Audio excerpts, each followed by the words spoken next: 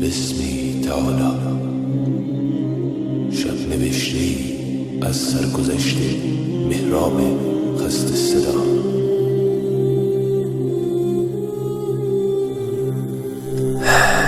یه سلام از جنس تنهایی، یه سلام بدون آب و رنگ، یه سلام خشک و خالی به همه کسایی که امشب میخوام پای این درد و دل ساده بشین.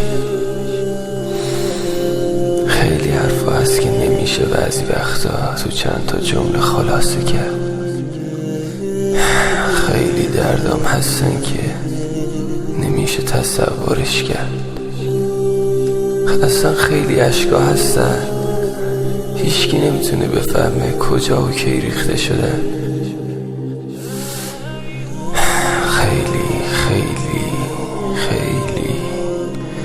خیلی چیزا هستن که حتی با گفتنشون آدم خالی نمیشه. اما میگم همه قصه از جایی شروع شد که هیچ وقت قرار نبود به دنیا بیام.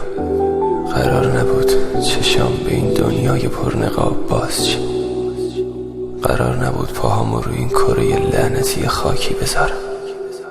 قرار نبود اصلا پسری به اسم مهراب به دنیا بیام.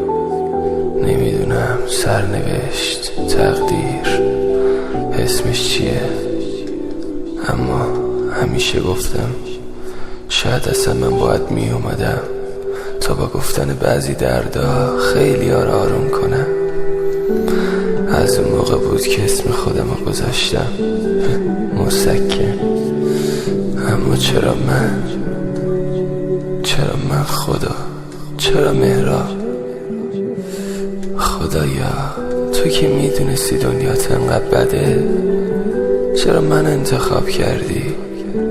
مگه نگفتی این همه آدم آفریدی؟ چرا موقعی تقسیم کردن همه دردا فقط سهم من شد؟ چرا باید تو این شهر شلوغ و بیرحم؟ چرا باید بین ترافیک این خیابونا؟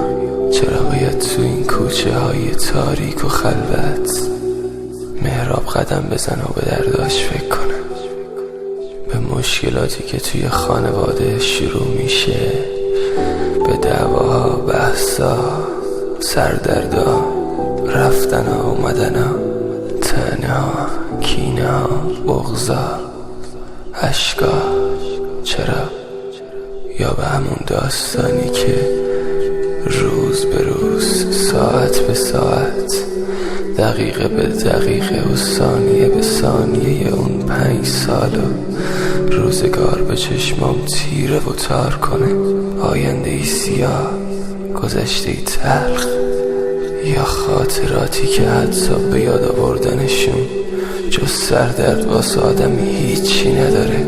هیچی. عذابه، به مولا که عذابه. ولی بذار یکم وارد جزئیاتش بشیم. اسمی که برای دشمنا از مرگ بدتر شد، تنی که با کشیدن این دردا از سنگ تر شد، یا قدم هایی که از سر بغض و کینه تو پیاده روهای شهر محکم تر شد، یا از اون قلبی که انقدر خنجر خورد تا پرپر شد، تا عشقی که به سادگی از دلم رد شد. بی خیال اینا درد نیست، ولی میدونی چی درده؟ درد اینه که هر کسی فکر میکنه درد و دلش از اون یکی خیلی بزرگتره. درد اینه که هر کسی فکر میکنه خودش از همه داغونتره.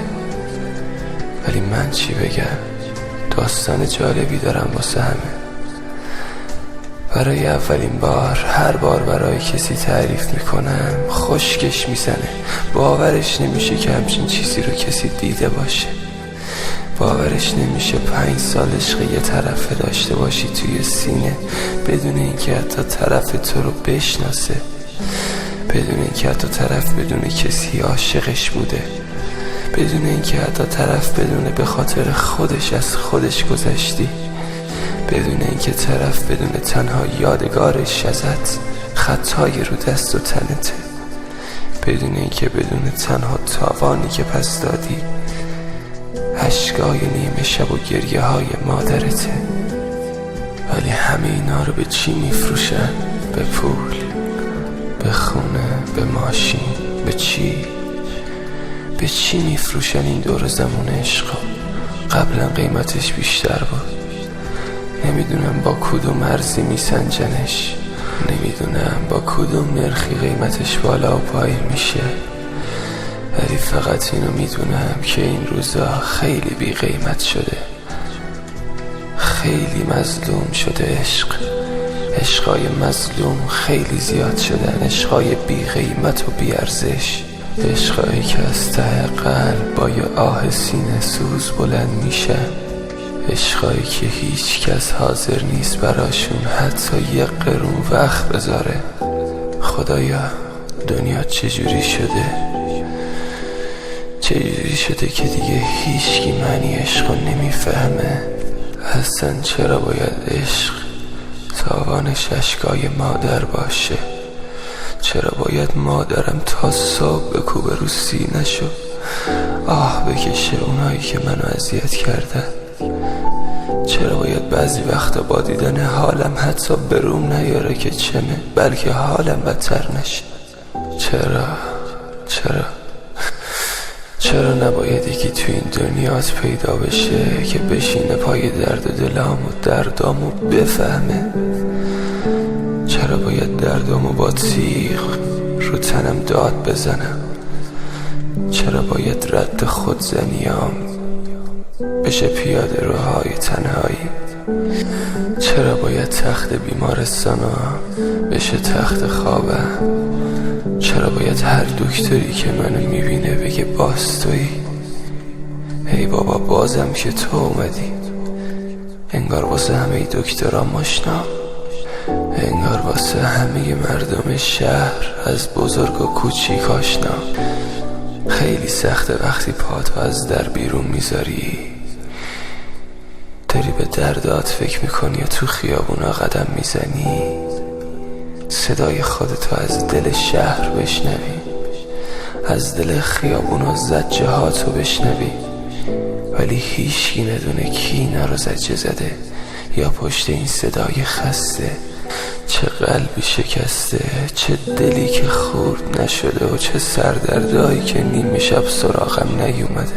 چرا نباید هیچ کسو داشته باشی که پای درد و دلات بشینه تا جایی تنها بشی که همه درداتو پشت میکروفون داد بزنی، گریه کنی، عربده بکشی، بلکه یه سری آدمایی که هم درد تن آروم شن، انگار لالاییه، نه لالایی میخونم،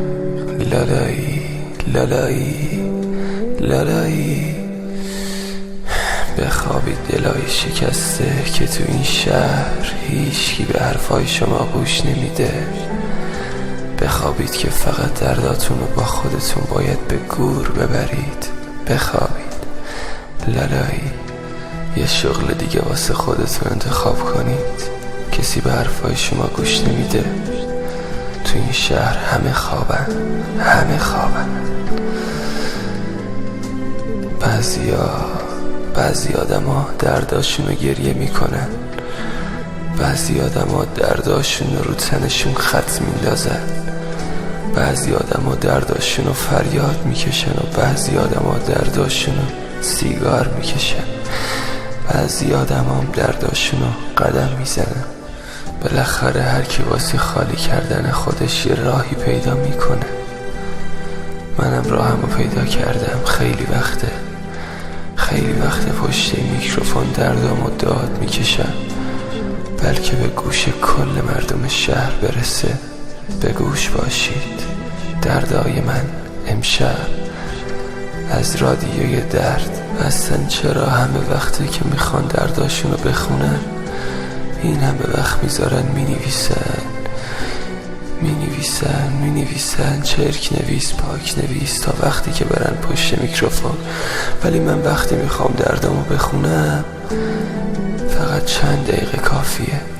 همون چند دقیقه کار خودشو میکنه. از قدیم گفتن چیزی که از دل بیاد به دل میشینه.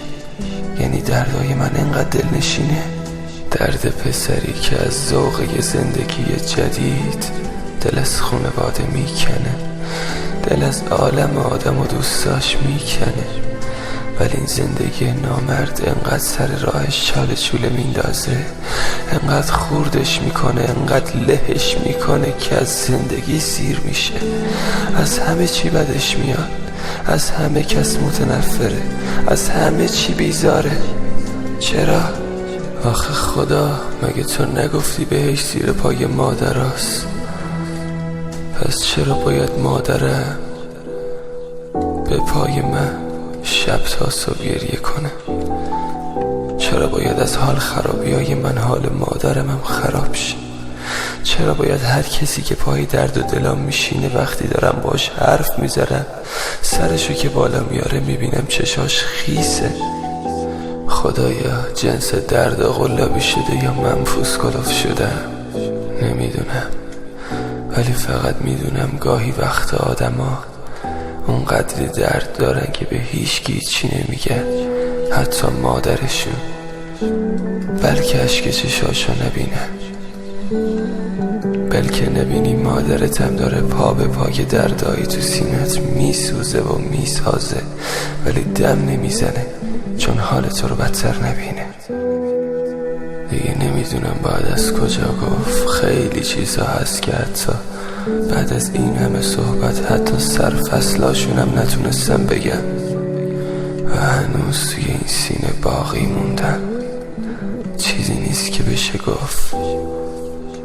خیلی دوست دارم حرف بزنم، خیلی دلم میخواد با کسایی که شب و روز با آهنگام خاطره ساختن صحبت کنم. آهنگ که نمیشه گفت، یه درد و دل خیلی خیلی ساده. فقط اگه شنونده هاش زیاده به خاطر اینکه دردا واقعیه. شنیدید میگن داستان واقعی خیلی طرفدار داره، خیلی بیننده و خیلی شنونده داره. خب اینم داستان واقعیه، میشه گفت چون واقعیه به دل میشینه، چون شبیهشو کشیدن، دیدن، شنیدن، چون خیلی با کشیدن این دردا شباشونو با قرص میخوابن، خیلی ها شباشونو با این دردا با گریه سر میکنن، خیلی با چشای تر با لبای خشک سر رو بالش میذارن و میخوابن با خاطراتی که جز یه داغ سینه سوز هیچی رو قلبشون جا نمیذاره. همینه، این رسم روزگاره، این رسم روزگاره که عاشقا میشکنن، این رسم روزگاره که وقتی تا میخوای دوتا پله از پله خودت بالاتر بری 1000 نفر میخوان زیر پاتو خالی کنن.